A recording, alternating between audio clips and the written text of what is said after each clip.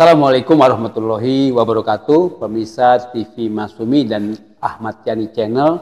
Sore ini kita jumpa lagi ya, dengan saya Ahmad Heri, dan kebetulan di hadapan saya ini ada tamu Bapak Prof. Wazri Afifi PSD. Dan hari ini kita akan membahas tentang Iran Israel. Artinya apakah akan terjadi perang dunia ketiga? Seperti sinyalemen beberapa pihak. Kita meragukan, tetapi kita tidak tahu juga apa yang akan terjadi setelah 2 hari lalu Israel membombardir Iran dengan 3 rudal sekaligus. Itu adalah hantaman yang kedua setelah yang pertama, yang sebagai pemicu dari perang Iran-Israel ini adalah dibombardirnya konsulat Iran di Damaskus, Syria.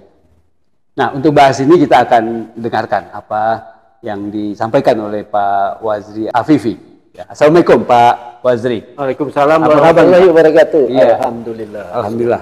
Kita jumpa lagi sore hari ini untuk bahas Iran Israel. Ya, selama ini kan Iran seperti dalam tanda kutip tertidur kalau bicara tentang perang Israel Palestina gitu ya, tapi sekarang justru Iran versus Israel. Gimana komentar? Ya Pak, ya, ini mengenai Iran dan Israel. Kata orang akan timbul perang dunia ketiga. Iya.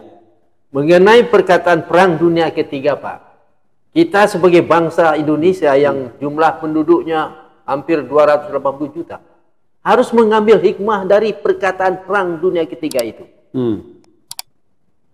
Buktinya kita harus ambil iman. Jangan lagi di negeri yang kita cintai ini orang memikirkan kelompoknya, memikirkan partainya, mengumpulkan keluarganya. Jangan lagi, karena dunia sudah mau perang dunia ketiga. Kalau terjadi benar-benar perang dan sampai ke Indonesia Pak, siapa yang akan bisa mengomandokan perang jihad? Artinya orang Islam berani mati. Nggak ada lagi Pak. Apa sebab? Karena pemimpin bangsa Indonesia ini tidak pernah berpikir, tidak pernah menganalisa dunia sudah perang dunia ketiga. Dia masih mementingkan anaknya, mementingkan dinastinya. Ini kemana nih pikiran orang? Apakah dia biarkan orang Indonesia ini mati konyol atau mati tanpa tanggung jawab? Jumlahnya 280 juta. Itu dari konteks Indonesia, keindonesiaannya terhadap perang Iran-Israel. Kalau dari konteks luar negeri, artinya apakah Amerika, Rusia, dan lain-lain negara-negara Eropa itu memungkinkan memunculkannya perang dunia ketiga? Ya, mengenai analisa kita Pak, tidak mungkin terjadi. Oh, tidak mungkin terjadi. Apa sebab? Orang dunia luar itu sudah berilmu tinggi. Ilmu tingginya mengenai ilmu komunikasi. Komunikasinya begini Pak. Amerika tahu senjata Rusia, senjata Cina, senjata orang lain. Rusia tahu senjata Amerika. Maka kalau ada Israel yang memancing-mancing keadaan Israel itu kan di bawah pimpinan Netanyahu. Orang yang dikatakan penjahat perang. Tidak mungkin dibela oleh Amerika. Kecuali Netanyahu ini orang alim ulama. Hebat gitu. Pemenang hadiah Nobel tentang HAM. Baru tuh Amerika mau nolong. Tapi kalau jenis Netanyahu ditolong Amerika, itu tidak mungkin Pak. Amerika tidak bodoh sangat itu. Nah itu sebab tidak mungkin. Tidak akan mungkin. Perang dunia ketiga ini, kalau Amerika ikut perang dan Rusia ikut perang, baru perang dunia ketiga Pak. Cina juga ikut. Cina ikut. Kalau hanya Israel, Arab, Gaza, Iran, itu bukan perang dunia ketiga. Terbatas ya, perang dunia terbatas. Ya, perang terbatas. Nah, sekarang ini Pak, sekarang kita Indonesia ini. Sekarang Indonesia ini ambillah hikmah daripada hasil perang Iran Israel. Nah, sekarang Pak kita lihat siapa yang berpola pikir hebat. Waktu Israel membom konsulat di Damaskus, mati 2 jenderal. Iran tidak langsung membalas. Berpikir dulu. Menunggu waktunya. Waktu itu digunakannya mengumpulkan pendapat dunia. Nah, bagaimana sekarang tindakan Iran? Iran mau merang atau perang atau serang langsung, berarti perang dunia, memancing perang dunia. Tapi Iran tidak menunggu waktu, Pak. Inilah analisa yang mungkin hebat ini. 2 jenderal mati, dia diam. Sabar gitu ya? Sabar gitu. Setelah dia kumpulkan pendapat dunia, semua orang mengutuk Israel waktu membom konsulat.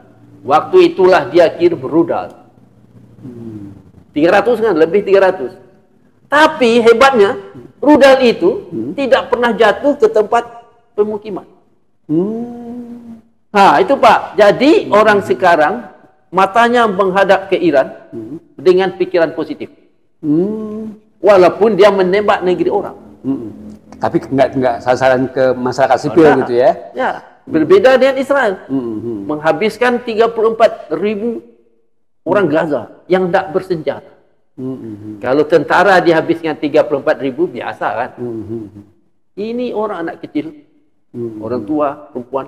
Tapi kenapa kok Iran pakai strategi wait and see gitu ya, terhadap sikap dunia ya akibat pengoboman di konsulat Iran di Damaskus itu. Artinya sekarang ini kemudian baru dia balas bom ya 300 rudal gitu ya, kemudian dibalas lagi sama Israel gitu kan.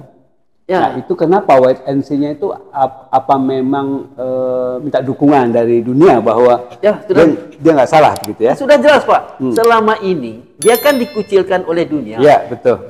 Nuklirnya dikondem, dikomplain, macam-macam. Pokoknya dia negatif saja kan. Sekarang ada masanya, waktunya. Waktu inilah dia mengambil kembali simpati dunia dengan bersabar.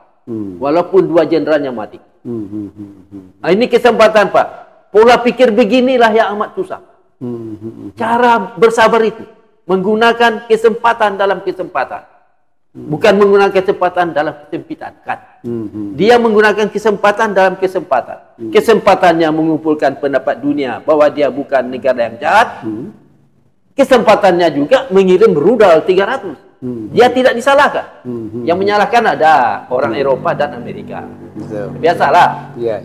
Di situ Pak ahlinya. Bisakah pemimpin Indonesia ini berpikir demikian? Yang hanya tahu dia kalau pemilu curang, pokoknya menang. Itu kan tidak betul pola pikir. Orang pikir dunia menyelamatkan bangsanya. Aturannya Indonesia ini berpikirkan rakyatnya itu bersatu. Cara bersatu mudah Pak, tidak susah. Jujur saja. Pasti bersatu. Tidak ada curang, tidak ada tuh MK. MK tidak bising-bising pun. Kalau tidak curang, coba curang. MK susah kan Pak.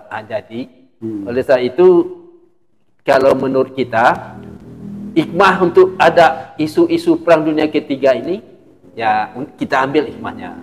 Tapi kalau menurut analisa kita Pak, tidak akan mungkin terjadi. Tapi sikap kebijakan luar negeri Indonesia bagus ya terhadap Iran Israel ini. Oh ya, sikap Menteri Luar Negeri. Hebat Pak. Apapun tekanan dia tetap menyuarakan pro Palestina. Kenapa pro Palestina? Karena Palestina kan orang yang tertindas, teraniaya. Iya. Dan Menteri Luar Negeri tetap juga memperjuangkan itu. Dan nama bangsa Indonesia naik ke atas. Karena sikap dari satu Menteri Luar Negeri. Dan selamatlah nama kita di bangsa-bangsa orang Islam di dunia. Itu Pak. Jadi itulah. Jadi yang masalah yang bangsa kita ini harus dipikirkan adalah bagaimana mencari kesempatan dalam kesempatan. Iya. Itu Pak yang penting. Bagus ya, bukan kesempitan tapi bukan kesempitan biasa. Oke. Yang orang-orang tak sekolah pun menang juga karena orang lain sempit. Iya. Dia gunakan kesempatan. Jadi yang penting cara Iran tadi kita tiru. Oke. Baik, pemirsa TV Masyumi dan Ahmad Yani Channel, kita berharap sekali ya teman-teman di seluruh Indonesia dari Sabang sampai Merauke dan juga para diaspora untuk like, subscribe, kemudian juga komen dan share acara kita hari ini. Ya semoga saja apa yang disampaikan oleh Pak Wazri Afifi ini betul-betul bermanfaat bagi kita. Jadi penutupnya gimana Pak? Kira-kira tentang peluang terjadinya perang dunia ketiga ini. Ya, penutupnya gini Pak. Karena sistem informasi intelijen yang canggih, Rusia tahu kekuatan Amerika, bahwa tinggi kekuatannya. Dan Amerika tahu Rusia. Karena dia sama-sama hebat. Dia tak akan perang.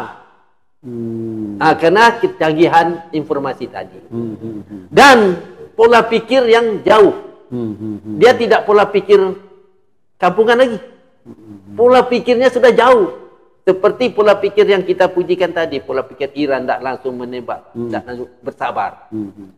Sabar innallaha minas sabirin. Jadi kita bukan karena kita lupakan. Tunisia kita lupakan. Kita lupa, kita kaji sekarang. Orang Islam membela Islam. Itu aja Pak. Kalau tidak ada Iran Pak. Gaza bagaimana nasibnya? Sekarang kalau ada Iran yang memberikan tembakan kepada rudal, maka Rafah kan tidak diserang. Itu Pak untungnya. Kita terlepaslah dari, kita tidak mengerti itu apa itu. Apakah Iran Syiah apa yang tidak penting. Yang penting Syiah menolong Gaza. Itu aja. Oke, jadi konteksnya tidak masalah Sunni atau Syiah gitu ya, dalam gitu, konteks biarlah ini urusan ahlinya. Konteks ini ada soal perdamaian dunia dan kemungkinan perang dunia ketiga kan gitu ya. Oke, terima kasih Pak Wazri. Dan satu lagi Pak, Amerika berpikir melawan Iran. Kenapa tadi? Sabarnya tadi. Kenapa dia memilih kesempatan untuk menyerang, bukan sekaligus menyerang? Artinya berarti pola pikirnya itu ya hebat di atas rata-rata. Itu yang ditakutkan Pak. Pola pikir pemimpin suatu negara. Kalau pola pikir sebuah negara dinasti, itu tidak takut orang. Beda ya. Tidak takut. Oke, baik. Terima kasih Pak Wazri Afifi. Pada pemirsa TV Masyumi, demikian bincang-bincang kita dengan Pak Wazri Afifi. Ya mudah-mudahan bermanfaat. Terima kasih. Billahi taufiq wal hidayah. Wassalamualaikum warahmatullahi wabarakatuh.